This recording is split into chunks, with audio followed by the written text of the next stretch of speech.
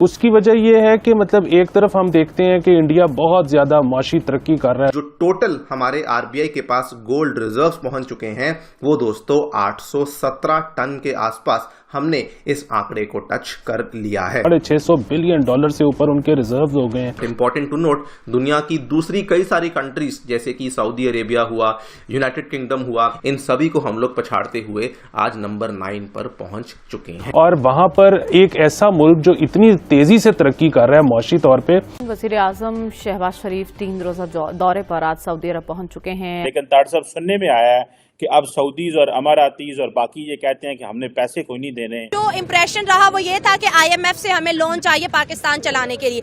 Sir आज अगर हम बात करें इंडिया का जो फॉरेक्स रिजर्व है 640 जो है बिलियन डॉलर को क्रॉस कर गया और पाकिस्तान के पास सिर्फ $7 बिलियन है।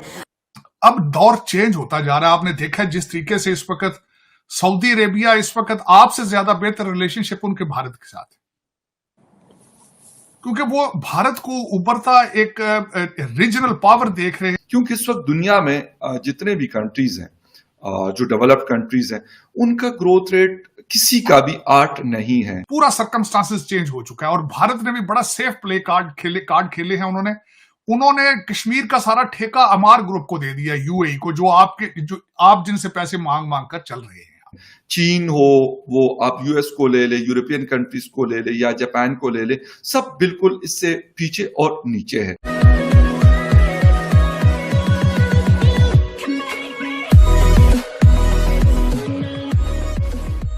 नमस्कार दोस्तों, अब यहाँ पर बात हो रही है कि चाहे वो इंडिया का रिजर्व हो, चाहे इंडिया का फॉरेन रिजर्व हो या फिर गोल्ड रिजर्व हो, सारी की सारी चीजों में रोजाना बढ़ोतरी हो रही है। अगर आप इंडिया का फॉरेन रिजर्व देखो तो 650 बिलियन से ऊपर है और अगर सामने पाकिस्तान का देखो तो 7 बिलियन से ज्यादा होता नहीं है।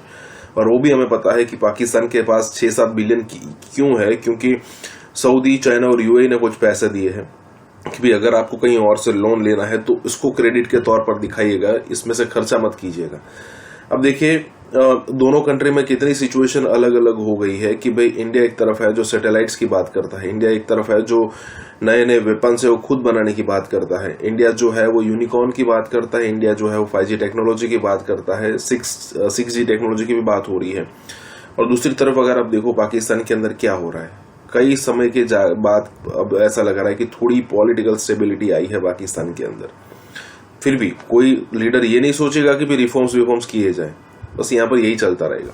इसी के साथ ही वीडियो शुरू करते हैं। और हाँ दोस्तों, एक और रिक्वेस्ट है आपसे कि कृपया करके हमें सुपर थैंक्स के माध्यम से मदद करना ना भूलें। साहब वज़ीर आज़म पाकिस्तान सऊदी अरब पहुंच गए हैं। 2 चीजें हैं, एक तो ये पाकिस्तान की फॉरेन पॉलिसी की डायरेक्शन बताता है कि शुरू से ही जब भी कोई वज़ीर आज़म आते हैं तो वो पहला दौरा सऊदी अरब का करते हैं, और क्योंकि रमज़ान है उम्रा भी करेंगे और सुना मोहम्मद बिन सलमान साहब से मुलाकात भी करेंगे। लेकिन ताड़ साहब सुनने में आया है कि अब सऊदीज और अमारातीज और बाकी ये कहते हैं कि हमने पैसे कोई नहीं देने।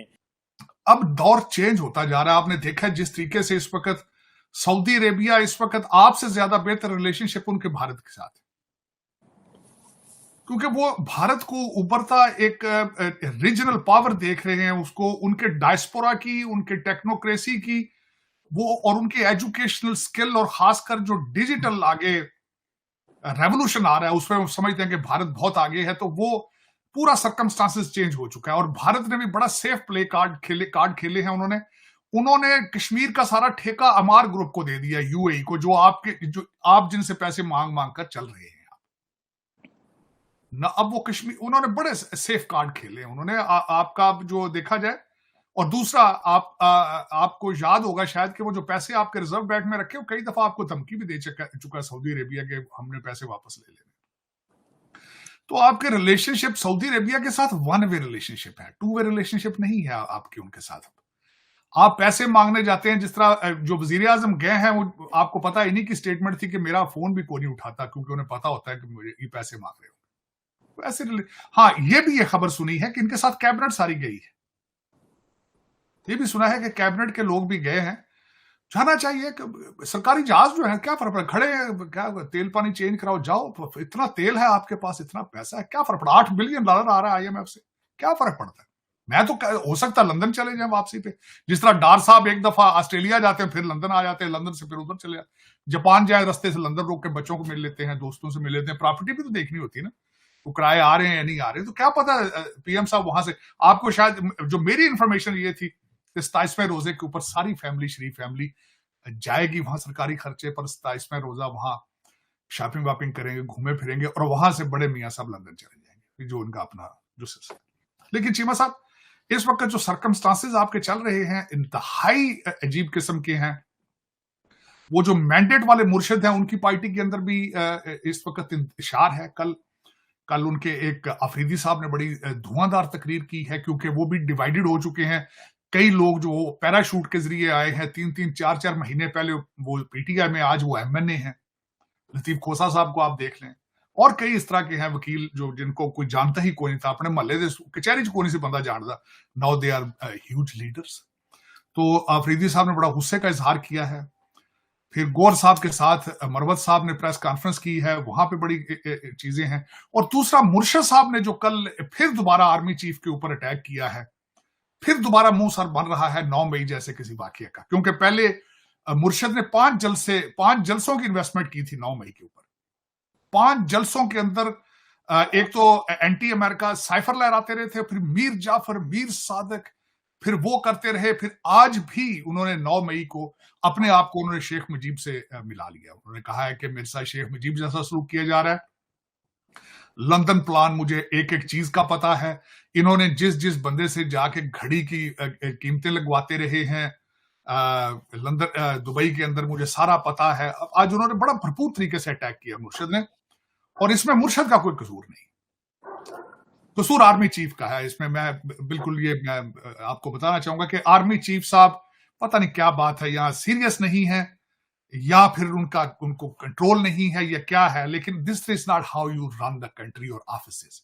जब आपका दूसरी तरफ से अपोनेंट आपको बार बार आपका नाम लेकर चैलेंज करे, दिस इज, मैं कहता तो एटलीस्ट जेल को जेल बनाए प्लीज, अगर पॉसिबल है तो। नहीं तो उनको घर भेज दें, बनी खाला उनको, वो बनी खाला जैसा उनके पास सारे सहूलियात मौजूद हैं। डेली बेस पे प्रेस कॉन्फ्रेंस है, डेली दरबार होता है वकीलों का, लतीफे, मरसिए और घर के पके खाने देसी घी के। तो ये बनी गाला इनको भेज दें, आप सरेंडर कर दें, आप क्या फर्क पड़ता है। वो जो कह रहे हैं कि you are behaving like East Pakistan, तो ईस्ट पाकिस्तान में क्या हुआ था वहां, या तो फिर सरेंडर कर दें आप। कहीं ये चाबियां पे, मैं कई दफा कहता था कि पहले भी मैं कहता था, वो चाबियां सट्टो कर जाओ यार, इन्हों कर लेने दो, ये लै आउण काले बकरे ते जिन लै आउण ते चला लेने। चीमा साहब इस तरह हो। अच्छा, उसमें जो तशवीशनाक चीजें आ रही हैं, ये तो पाकिस्तान के हालात, तो चीमा साहब मैं जिस तरह हमेशा आपको कहता हूं कि हम जख्मी लोग जो बाहर ओवरसीज पाकिस्तानी हैं, हम ज्यादा जख्मी हैं, क्योंकि हमें यहां बैठ के दूसरे मुमालिक बिल्कुल क्लियर नजर आते हैं कि आपका रिवर्स गेयर, आपको तो पता नहीं चल रहा ना कि पाकिस्तान के अंदर रिवर्स गेयर क्या है। और दूसरा, आप इम्यून हो चुके हैं, थप्पड़ों के साथ मार मार के उन्होंने आपको इम्यून कर दिया है। आप कहते यार उन्हें तो की कोई फर्क नहीं पड़ता यार। मैं इसका बताना चाहूंगा, पाकिस्तान एक दफा मैं गया जब दहशत गर्दी हो रही थी, हर चौक के अंदर बम फट रहे थे, लेकिन लोग खुश थे, किसी को परवाह नहीं थी। अब आपके साथ मेरा मतलब ये हो रहा है कि इन्फ्लेशन जिस तरीके से बढ़ रहा है, जिस तरीके से करप्शन है, पूरा सिस्टम हैज क्रैश्ड।